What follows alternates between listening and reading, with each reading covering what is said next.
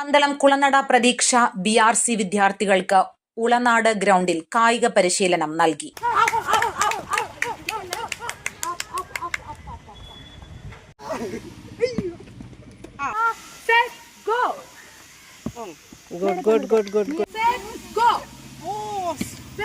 അധ്യാപിക നീതു സാറാമ ഐസക്കിന്റെ നേതൃത്വത്തിൽ ഓട്ടം, ഷോട്ട് പുട്ട് എന്നിവയുടെ പരിശീലനമാണ് നൽകിയത്.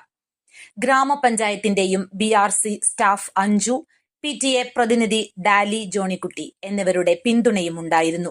കേവലം ക്ലാസ് മുറികൾക്കപ്പുറം മാസത്തിൽ 3-4 പ്രാവശ്യമെങ്കിലും കുറഞ്ഞത് കുട്ടികൾക്ക് പരിശീലനം നൽകാൻ കമ്മിറ്റിയിൽ തീരുമാനം എടുത്തിരുന്നു.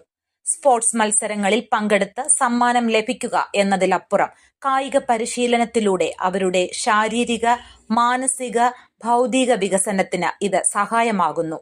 കുട്ടികൾക്ക് ഒരുപാട് ഉന്മേഷവും ആവേശവും ആയിരുന്നു കായിക നിമിഷങ്ങൾ.